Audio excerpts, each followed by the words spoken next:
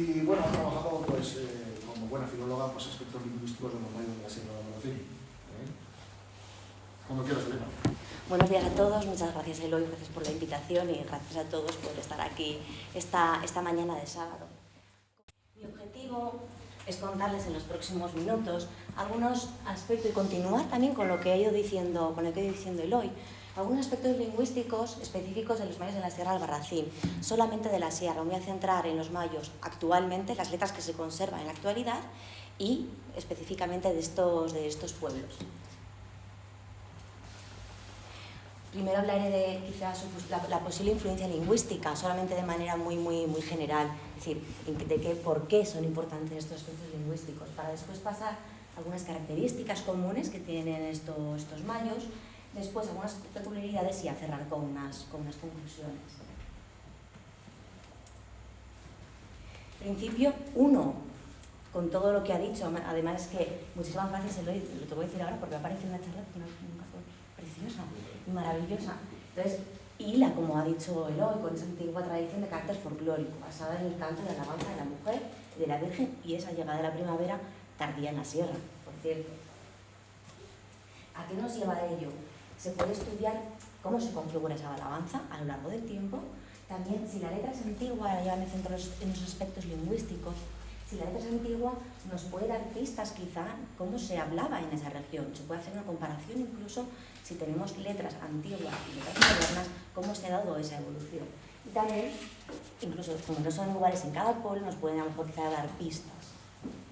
Esto de que no son iguales en cada pueblo, ya sí, lo saben ustedes perfectamente, lo ha dicho también Eloy. No es la misma, la fiesta en sí no es exactamente igual en todos los pueblos. La tradición, como también ha dicho Eloy, ha tenido sus altos y sus bajos en la historia reciente de la sierra. Por ejemplo, aquí retomo algo que ustedes ya saben seguramente. En Orihuela de Termedal se escribió la canción nueva para los mayores hace unos años, es decir, la letra es nueva. A veces hacen cosas específicas para los quintos, a veces pueden surgir esos cantos improvisados que, digamos, para un lingüista, una lingüista como yo, centrada en la oralidad es lo más interesante, a ver qué aspectos lingüísticos surgen en esos cantos totalmente improvisados. En Albarracín también se cantan jotas, en Gea se ha recuperado tradición recientemente, en Noguera se está recuperando. Toda esta información la he ido entresacando de diversos contactos de la sierra. Modalavía parece el pueblo que más mantiene tradición, de casi Calomar lo he dejado de celebrar en los 70 y también se perdieron en Torres, Toril y Masegoso. Voy con algunas características comunes de la letra. Me voy a centrar específica en la letra. Yo no quiero en ningún momento, no puedo hacer caso a la melodía, lo que sería muy útil también para ver cómo evoluciona, pero me voy a centrar específicamente en la letra de los mayos. Como los principios y finales, aquí es donde me pararé más porque es lo más específico, digamos, de mi ámbito de estudio. Pues la fonética, morfología, sintaxis y léxico. Por un lado, de nuevo, hilo con lo que decía Eloy, se ha descrito puelae, es decir, es el tópico literario por excelencia, esa descripción de la mujer, esa alabanza de la mujer también, pues, muchas veces unido con puede ser una alabanza a la Virgen, porque al final es la mujer. Se empieza por la cabeza y hasta los pies, unos cánones de belleza muy fijos, que hilan con toda esa tradición, como decía también Eloy, esa frente espaciosa, el pelo rubio, de poca altura, las mejillas son rosadas, las caderas anchas, las piernas finas. Y suelen comenzar con ese ya estamos a 30 del haber cumplido, alégrate dama que no haya venido, y los finales con si quieres saber el nombre de la maya, el mayo que te ha caído, por nombre y por apellido. Los finales a veces sí que cambian en cierta medida, por ejemplo en Gea el nombre del mayo se llama, si es de vuestro agrado, es de buenos padres y un chico muy guapo. En Noguera, el mayo que quieras, dímelo y declara que mi amor no quiere agraviarte más. Es decir, algunos finales sí que son lingüísticamente hablando y en letras un poquito diferentes. Pero como decía, tampoco me quiero centrar mucho porque es verdad que lo ha explicado majestuosamente Eloy. Ha descrito Puela, ese tópico literario de la descripción de la joven, de la dama, que esa figura retórica que une con toda la tradición poética desde los primeros comienzos de la propia poesía, incluso tradición bíblica, y a paso por autores de sobra conocidos por todos, como Homero, Virgilio, Petrarca, Cervantes, con los ejemplos también que ha puesto Eloy, pero también incluso unido a las canciones más modernas actuales, es decir, no es algo, digamos, perdido en los siglos de oro, sino las canciones modernas, y nos vamos ahora a lo que escuchan los jóvenes, salvando las distancias, obviamente salvando las distancias, pero sí que son descriptios puera, es la descripción de la mujer, de la belleza perfecta de la mujer, con cánones cambiados. Quizá los cánones cambian, ya no se pasa por esa mujer, esa frente ancha, y a lo mejor, pero bueno, las caderas sí, las caderas anchas, el pelo rubio, quizás el pelo largo, rubio, las mejillas rosadas, entran en esos cánones, es decir, lo hilamos, digamos que no es una tradición desfasada, sino que es una continuación por toda una historia, por la historia de la humanidad. Entonces los mayos, como digo, se encargan de esa tradición poética de la que es imposible desvincularse.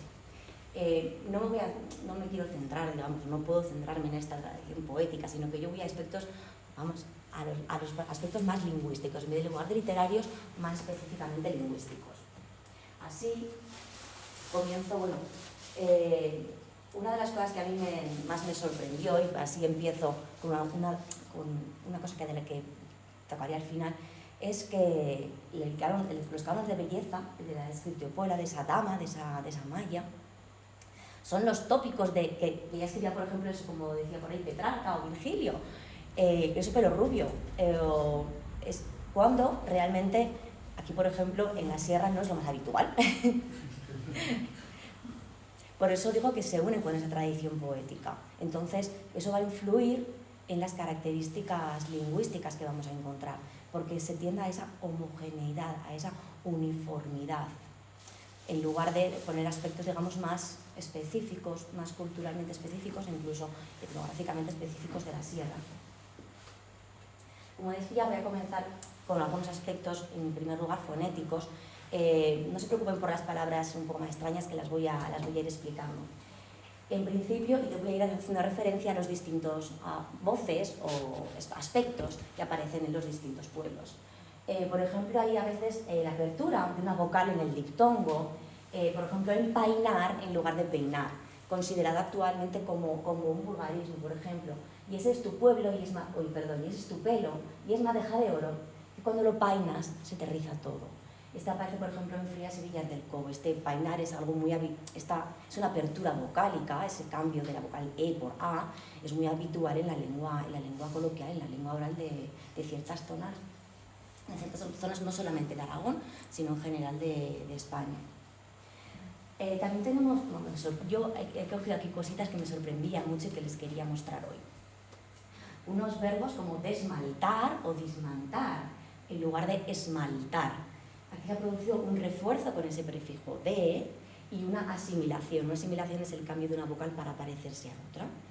Es muy habitual el cambio, por ejemplo, ese refuerzo con el prefijo de es muy habitual. Por ejemplo, les pongo un ejemplo que quizá lo vean rápido. Podemos decir muchas veces, es muy habitual aquí en esta zona decir escampado o descampado. Es muy habitual esa confusión, digamos, incluso con el refuerzo. Lo vemos en ese, como digo, en ese desmaltar o desmaltar. Por ejemplo, cuajan finas perlas, hermosa garganta, con venas azules que al pecho desmaltan. Desmaltados golpes son los que atormentan, eso modo de labiar. O cuajan finas perlas, tu hermosa garganta, con perlas azules que al pecho dismantan. Y dismantados pechos son los que atormentan. Esto es en Encina de Albarracín. Es curioso, la verdad es que este cambio lingüísticamente es curioso porque es una evolución o un cambio a partir del verbo esmaltar, que sería ese adornar, hermosear, ilustrar. También verbos ciertamente o con cierta semejanza fonética. Lo encontramos en Torres de Albarracín con ese despampar, me ha parecido precioso. Con venas azules, tu pecho despampan, al final se encuentran en los mismos versos, es decir, son verbos que podríamos considerar sinónimos. Por ejemplo, despampados brotes son los que alimentan. Entonces, aquí me pregunto si es un despampanar, es el verbo despampanar con una especie de acortamiento, porque despampanar sí que tenemos esa palabra, es algo despampanante, ¿no? O es una persona despampanante. Entonces, digamos, ese acortamiento, quizá debido al propio ritmo musical, quizá al propio ritmo poético. También hay algunas otras disimilaciones, igual que antes hemos dicho que una asimilación es el cambio normalmente de una vocal o de una consonante para parecerse a otra. La disimilación es el cambio contrario, es el hecho de que una vocal cambie para dejar de parecerse a una que está cerquita. Ese, por ejemplo, despierta en lugar de despierta, por ejemplo, que se recoge en GA de Albarracín. O el acortamiento típico de pa por para, tan común como no solamente en Aragón ni en esta sierra, sino es algo completamente habitual en todo el ámbito, en todo el territorio español e incluso hispanoamericano, es decir, en todo el territorio donde se habla español. Considerado hace ya unos cuantos años vulgarismo, pero era completamente habitual en la lengua coloquial, no es considerado vulgarismo. Dentro de la morfología, ese ámbito de la formación de las palabras, solamente me he detenido en algunos aspectos que me han llamado mucho más la atención y creo que les podrían resultar interesantes. Por ejemplo, los sufijos apreciativos. El más productivo, sin duda, el que más aparece en las letras de todos los mayos de la sierra, es el hito, elita. Les he puesto muchísimos ejemplos: redondita, poquito, zapatito, re chiquitita, boquita, madejita, señoritos, incluso en otro tipo de palabras, por ejemplo, que ya no son o adjetivos o sustantivos, por ejemplo, ese todita en el Vallecillo. Pero vamos, los ejemplos aparecen por doquier de ese sufijo, que podríamos decir que es el sufijo plenamente castellano, el que se asocia con el territorio castellano. Y en Monterrey y en Noguera, en esas letras de los mayos, es donde más ejemplos se localizan, pues como decía, boquita, re chiquitita, tripita, zapatitos, pasitos, losita, tripita, soldaditos, de todo. Incluso, a mí me llama mucha atención y por eso le subrayo ese hemos llegadito, que sorprende porque no es algo nada habitual en la lengua oral, en la lengua habitual diaria de los hablantes de la Sierra de Albarracín y de Aragón. Es decir, puede aparecer, se puede utilizar en sustantivos, en adjetivos, pero en verbos es ciertamente sorprendente. Es muy poco frecuente, sin embargo, el ico, el ica, y lo he encontrado en Albarracín con ese poquico, pequeñico, el mocica, en Bronchales, todica también, como señalaba antes, pero en Monterde, y en Orihuela la coplica, mañica, la morenica. Ico, digamos que en la actualidad, aunque no es el sufijo, digamos, autóctono por antonomasia aragonesa, que ese sería el et o el ete, el ico realmente es ahora mismo el más extendido, sobre todo en la zona de Teruel y en la zona en provincia de Teruel y en provincia de Zaragoza. La provincia de Teruel, excepto el este, y lo mismo en Zaragoza. Entonces es, como decía, sorprendente que una tradición tan local, tan folclórica, tan autóctona, no use de algunos aspectos lingüísticos más propios de la zona de la región. Hay un ocasional uso del illo, el illa, por ejemplo, un cupidillo en Albarracín, o en las bolillas de la rodilla en Bezas. También, de nuevo, no sorprende que se use menos porque no es un sufijo muy usado en nuestra zona. Y también, sin duda, algo bastante excepcional es ese uso del ucho, que al final es un sufijo un poco despectivo. En verdad, con ese pajarucho, no es lo mismo pensar en un pajarucho que pensar en un pajarillo. Si alguien, digamos que un pajarillo, un pajarito, un pajarico, quizás se asocia mucho más a un pájaro pequeñito, dulce, con un canto melodioso. Sin embargo, un pajarucho, le quiere pensar que es un pájaro ya un poco feo, un poco desplumado, que no suena muy bien. Entonces, digamos que destaca o desentona un poco con la letra tan dulce de los mayos. Algo que también llama mucho la atención y se repite a lo largo de la letra de todos los mayos es el uso del prefijo re, con ese valor intensificador, como en re chiquitica, recoloradas, resalada, revergada, rearquedadas, es decir, le da ese valor doble, digamos. Si es resalada es que es muy salada, ¿verdad? Si es re chiquitica es que es muy pequeñita, más con gracia. Digamos que tiene ese tono del doble. Incluso un retiembla en Monterde, a partir de temblar, no es que tiembla, sino que retiembla, que es todavía más.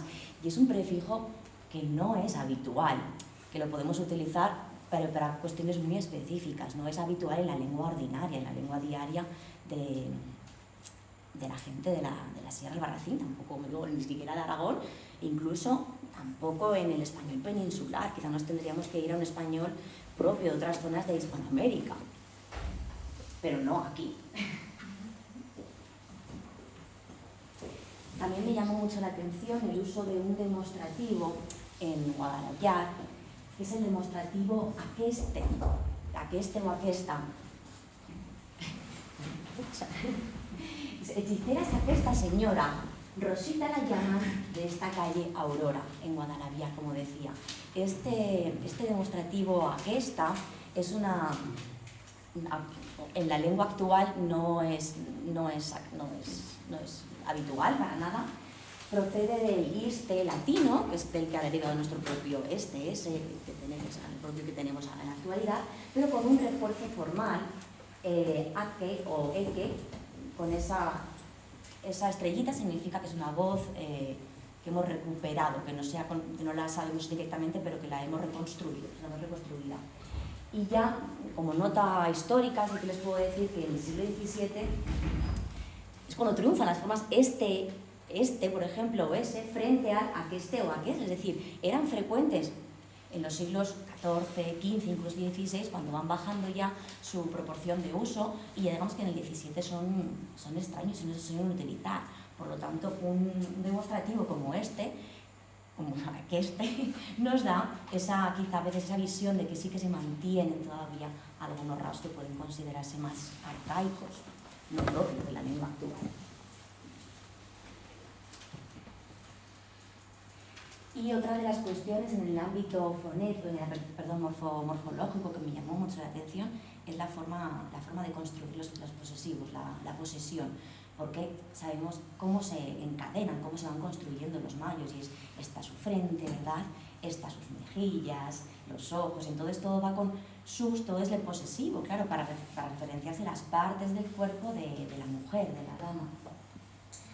Les hago primero una revisión de cómo expresan la posesión y luego haré unos pequeños detalles que es a donde quiero que vayamos. En el Albarracín, por ejemplo, se suele utilizar esa estructura que es el demostrativo, posesivo átono, es decir, mí en el lugar de mío, en un numeral y un sustantivo, esos tus dos ojos, esos tus dos labios. Y también el artículo con el sustantivo y un sustantivo, en este caso tónico, como el para el alma mía. Digamos, ven puesto detrás del sustantivo ese posesivo con la forma tónica. En Bezas incluyen el verbo ser, es el demostrativo, el verbo ser, el posesivo átono y el sustantivo. Esas son tus cejas y son tus ojos. En Bronchales, idem. En Bronchales hace una estructura similar. Esas son tus cejas. En Canomar, de lo que se ve, de lo que se conserva, es ese i con el demostrativo, posesivo átono, el numeral y sustantivo, ¿no? Y esas tus dos cejas, como ya hemos visto también en el Albarracín. Y también con el posesivo tónico. Esa es tuya boca y ese es tuyo cuello, ese es tuyo vientre. En Gea también se mantiene ese posesivo tónico, pero en este caso detrás de la forma del sustantivo, como que a la barba tuya. Y en griegos también se conserva ese posesivo tónico, con el artículo sustantivo posesivo tónico para el alma mía. ¿Por qué me parece interesante destacar todo esto? Porque es verdad que, aunque la elección de los posesivos puede deberse a cuestiones métricas, rítmicas, estilísticas, todo viene dado por la melodía, por la propia rima y por la propia estructura, digamos, de cada verso.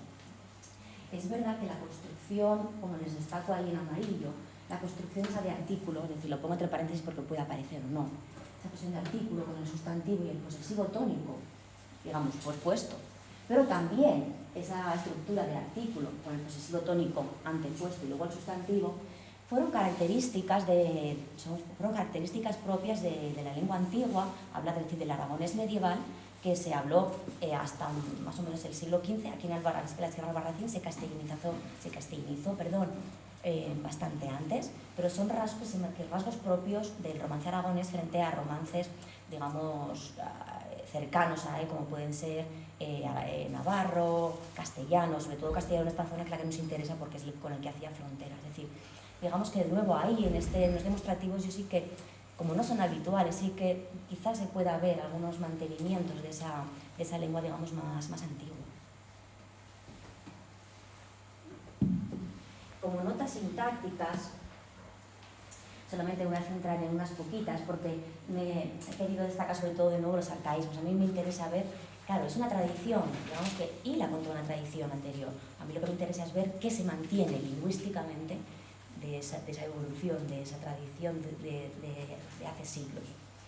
Podemos ver un gerundio preposicional. Un gerundio preposicional, lo van a ver ahora con el ejemplo, que es que en viniendo mayo, las flores se alegran. Por ejemplo, bezas, tolilima, segoso. Ese en viniendo, esa forma en con el gerundio, la forma del gerundio del verbo detrás, es una cuestión que se considera, según el panhispánico de Dudas, según el diccionario panhispánico de Dudas, como un arcaísmo. Pero es verdad, y en muchas zonas se ha perdido, pero en algunas zonas, digamos, más rurales se mantiene. Y yo creo que la Sierra de Albarracín es una de esas zonas en las que todavía se puede escuchar algún gerundio preposicional. No son muy habituales y sobre todo más propios del oral, no son propios del escrito, pero son muy curiosos y también proceden de esa tradición, como decía, de esa tradición lingüística antigua, porque aunque se considera hoy en día vulgarismo, por la norma, digamos, castellana actual, anteriormente no lo era. Entonces, digamos que podemos ver de nuevo ese mantenimiento. También se puede ver un arcaísmo más en las oraciones condicionales y reales, con un imperfecto de subjuntivo en la primera y otro imperfecto de subjuntivo en la segunda. Les leo el ejemplo. Donde yo bebiera, si tú me dejaras, en lugar de donde yo bebería, que sería, digamos, lo más habitual en un castellano normativo, en un español normativo. Digamos, se considera como un arcaísmo. Y también ese cuando como conjunción causal. Es decir, cuando no contestas ni nos dices nada, señal que tenemos la licencia dada, en lugar de, quizá lo más habitual es el cómo no contestas. Y ese cuando, de nuevo, también hila con una tradición, por decirlo así, una tradición lingüística anterior, con una norma lingüística previa o con usos lingüísticos previos, no propios del siglo XXI ni casi XX, sino anteriores. De nuevo, quería destacarles un aspecto que a mí me pareció muy curioso, y son las fórmulas de tratamiento, porque de normal se suele tratar a la maya de tú. Es lo más habitual en los mayos, en la letra de los mayos de toda la sierra, de todos los pueblos de la Sierra de Albarracín. No obstante, en Carlomagna hay una ocasión en la que se le trata de usted, donde yo bebiera, si usted me dejara, un uso de usted que es verdad que aunque en la actualidad esté en completo retroceso, ya lleva siglos en retroceso el uso del usted, y más en las últimas décadas, sobre todo se ha acelerado en las últimas décadas esa decadencia del uso del usted como tratamiento de respeto o a los mayores. Sí que es aceptable, digamos, en este contexto en el que el mayo se dirige a la maya, sí que puede ser muy aceptable, porque le está demostrando el mayo a la maya su propio respeto, su humildad, digamos que se pone un poquito por debajo. Y donde más, digamos, lo que más me sorprendió es el uso de vos, en Jabaloyas, donde yo bebiese, si vos me dejara, y de hecho siempre se ven en la misma estrofa, en ese mismo versito, donde yo bebiera si vos me dejara. Un vos que, si bien hemos dicho que el usted sí que se considera aceptable, no es que el vos no sea aceptable, sino que es muy extraño. Es muy extraño porque no hay un tratamiento de vos en la actualidad, ni en la sierra, ni en Aragón, de nuevo, ni en la península. El uso de vos, también de nuevo hago una nota histórica, y es que el uso de vos fue muy usual, digamos, hasta los siglos de oro. En ese momento empieza a decaer su uso, e incluso empieza a ser visto como a veces una forma de tratamiento a veces un poco peyorativa. De hecho, en alguna obra de los siglos de oro se ve que hay una disputa, dice, y es que este me ha tratado de vos. Digamos, al final, mientras que el vos, si tenemos en mente, por ejemplo, en la Edad Media, se trata, por ejemplo, a los reyes, a personas, digamos, de más más altos en la jerarquía social, al final acaba, digamos, coloquializándose para tratar de, como del tú a tú, e incluso al final se acaba vulgarizando y tratando de vos a los inferiores, a veces a sirvientes, a niños pequeños. Entonces, digamos que incluso algunas obras del siglo de oro muestran me ha tratado de vos, porque, y eso es una injuria. Entonces, ahora este tratamiento de vos lo podemos, yo creo que no se debe interpretar tanto como un mantenimiento de una lengua antigua, porque nos tendríamos que retratar muchísimo, sino más bien una innovación, porque a veces ahora el vos, digamos que incluso si vemos una serie de televisión, una película, se tratan de vos para recrear una lengua antigua, aunque después si lo estudiamos, en esa época no tendría por qué usarse. Pero entonces creemos que es más, yo pienso que es más para un tratamiento ahora mismo, digamos, inserto, una novedad inserta para, digamos, ese tratamiento, digamos, que se puede considerar a culto, si vos, o una antigüedad fingida. Ya centrándome en el léxico, lo que predomina obviamente en el vocabulario, en el léxico de los mayos, es el léxico referido a la mujer, y después veremos el mundo floral. ¿Cómo se denomina? Los apelativos para la mujer son casi infinitos, son muchísimos. Por ejemplo, maña, dama o salada en Albarracín, salada también en Calomarde. Salada sí que es un adjetivo, digamos, también muy coloquial de esta zona. Una niña, la madama, también queda unido a una tradición lingüística anterior. Una madama, niña, hechicera también quizá algo sorprendente, porque en muchas ocasiones hechicera no ha sido visto desde un punto de vista positivo, más bien al contrario, sino que hechicera tenía un punto de vista algo negativo, peyorativo. O una nena, en griegos, también en Jabaloias está bien salada, también esa pulida doncella con sus adjetivos, mocita, niña, serrana, niña, en Orihuela del Tremedal. No podemos olvidar que los de Orihuela del Tremedal son de reciente creación. O en Guadalaviar tiene una profusa denominación de la mujer, señora, doncella, hechicera, olorosa, reina de este barrio, y ya con los nombres de las flores que veremos después: Alelía, Azucena, Cardelina, Rosadilla. Una de las cosas también más sorprendentes es cómo son las piernas de las mayas, porque es lo que más cambia de unas letras de mayos a otros. Por ejemplo, son bien accionadas, son piernas tan bien accionadas. En Albarracín, en Bezas, Tomacastilla, Villar del Cobo, Frías, Griegos, Jabaloias y Noguera. Tan bien accionadas que al final podemos pensar, ¿y qué es bien accionadas? Que funcionan bien. O piernas torneadas, en este caso sí que se ve más la forma, en Ronchales. O piernas tan desigualadas, por arriba gordas, abajo delgadas, en el vallecillo. De nuevo estamos, pues sí, torneadas, pero quizás desigualadas, en un ámbito exclusivamente poético, ¿no? Sería el más adecuado. Desigualadas no es un adjetivo, a veces ciertamente positivo. Piernas y un poco arqueadas, de arriba, a veces se ve un poco la letra arqueadas también con, como os he dicho antes, ese cierre en los diptongos. De arriba son recias y de abajo delgadas. O en Tolima Segoso son piernas también alargadas, y en Monterde son piernas también adornadas. Esto a mí lo que me lleva a pensar es que a veces verbos que cuadran perfectamente con la estructura del verso, pero que quizá desde el punto de vista puramente semántico del significado de las palabras no cuadran, no son tan acertados. Por lo tanto, quizá a la hora de repetirlos, de no tener una letra escrita, de irlos cambiando y que se vayan modificando a la vez que se cantan, y que al no tener en mente qué verbo es, se pone otro que cuadra bien, digamos, dentro de la métrica, dentro de la estructura, a veces sin pensar mucho en el propio significado. También es interesante ver qué hacen los mayos, qué se supone que hacen los mayos. Lo de Albarracín, los mayos dibujan las facciones de la dama. Ya hemos dibujado mañana tus facciones. En Bezas las pintan. En Calomarde, Frías, Griegos, Tolima, Segoso, Tomacastilla, las cantan.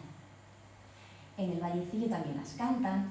En Monterde cantan las canciones, cantan sus acciones, en lugar de sus facciones, que quizá habría por ahí una equiparación.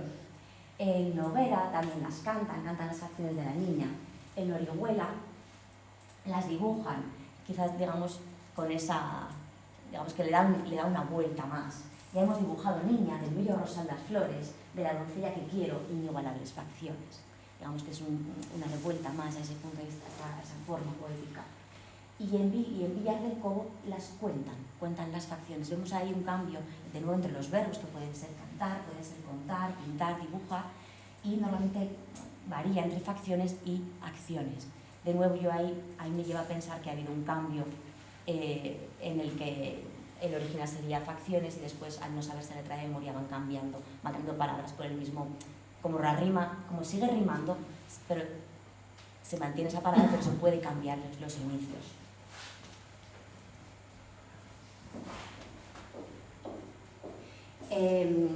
Como decía antes, el otro ámbito léxico por excelencia en los mayos es el mundo floral. ¿Por qué? Porque significa esa llegada de la primavera. Al final estamos, como decía Eloy, en esa unión entre la primavera, la mujer, también con ciertos aires a la Virgen, que todo es unido en, digamos que llega el esplendor, de nuevo la vida, después de un letargo, de un invierno en letargo. Entonces, con esa llegada de la primavera, ya ha venido mayo, florido y hermoso con su primavera. Bienvenido sea, con sus venidas las flores se alegran. La primera flor de mayo es la violeta. Mayo, mes de las flores, plantea una azucena, o en tu cabeza se forma una margarita.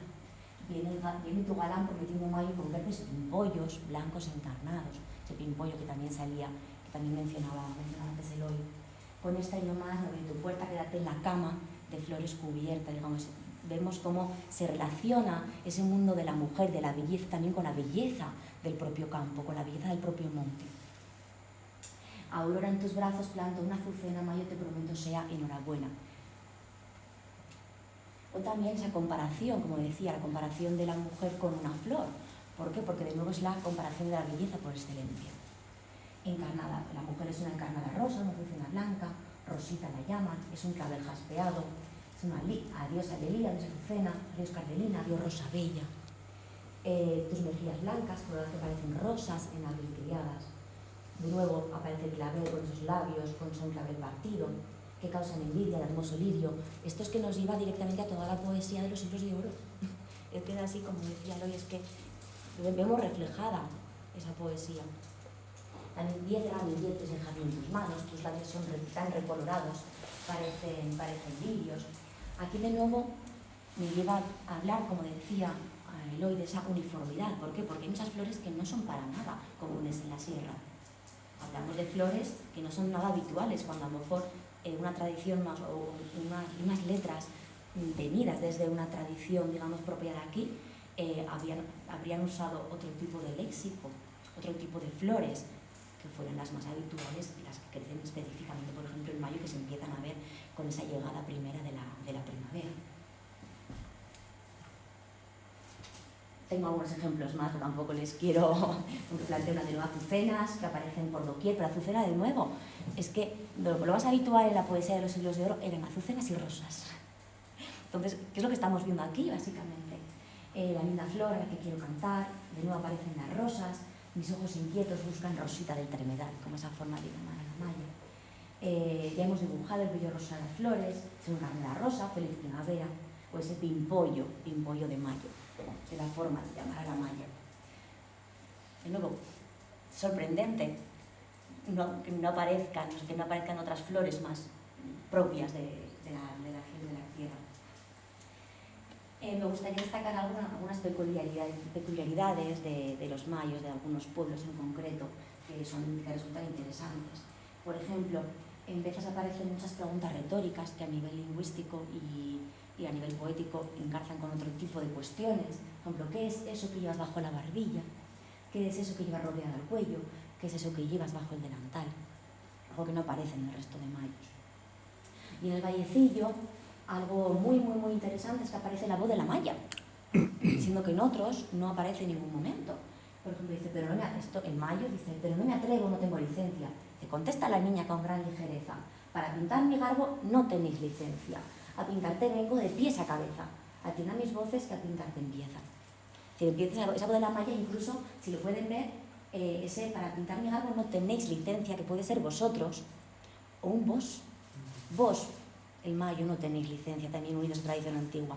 Pero la voz de la maya es interesante, es muy curioso porque no aparece en ningún otro.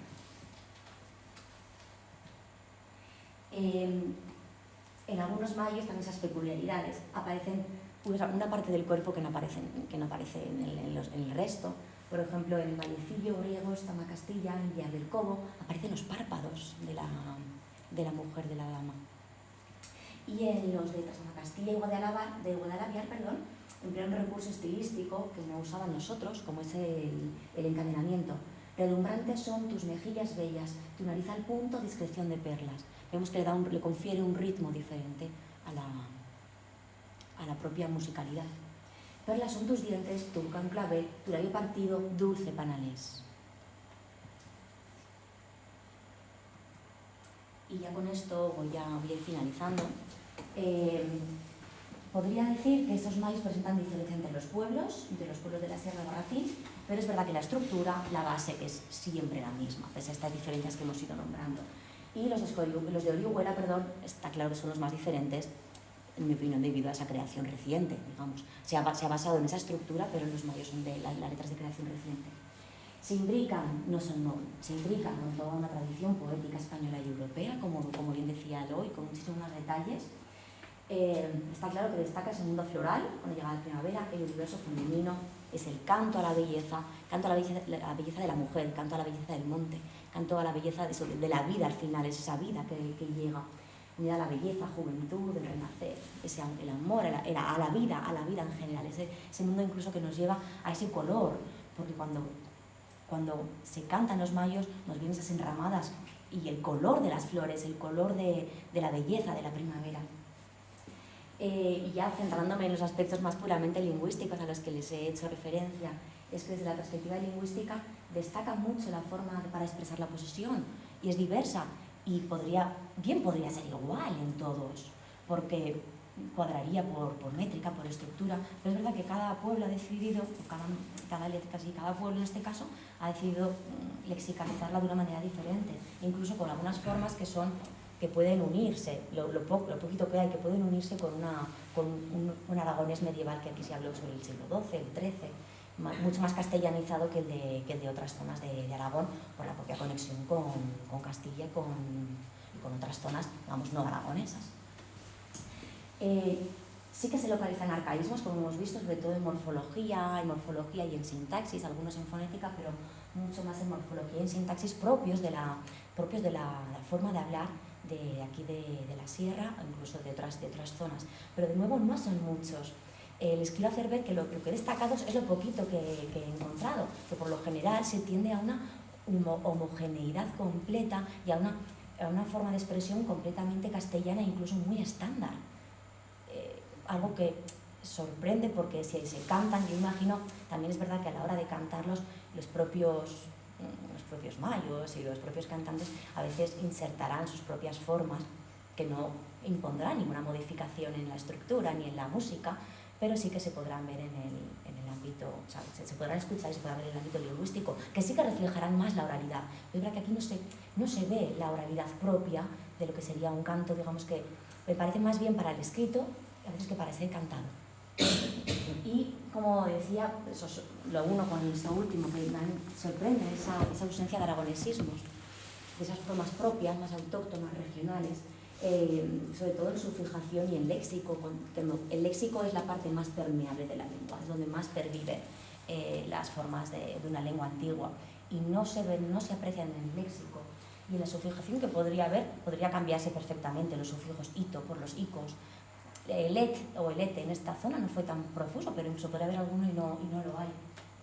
Y en su lugar podemos sorprender esas formas castellanas más ajenas a la sierra que lo hacen unirse, que lo hacen unirse con mayos de otras zonas. Entonces, unido también de nuevo con lo que decía Eloy, quizá para ver cómo ha ido evolucionando en el tiempo esta tradición folclórica, también para ver la relación con los mayos de otras zonas, quizás sería muy interesante. Ahora no os lo he presentado aquí, pero para investigaciones futuras, si a alguien le apetece, quizás sería muy interesante comparar las letras de los mayos, para ver esa geografía lingüística, como digamos, para ver esa dialectología, comparar las letras de los mayos de diferentes zonas con los de la Sierra Albarracín, y eso quizá nos pueda ayudar a ver cómo se ha ido moviendo, aparte de los movimientos de poblaciones, por ejemplo, del norte hacia el sur por el oriente, quizá ver cómo se han ido traspasando y ver dónde si hay influencias recíprocas o de unos hacia otros, y ver cómo se han ido moviendo, cómo se han ido configurando todos estos mayos a lo largo de la historia, por lo menos de la historia reciente. Dejándoles con eso, termino. Muchísimas gracias. Muy bien.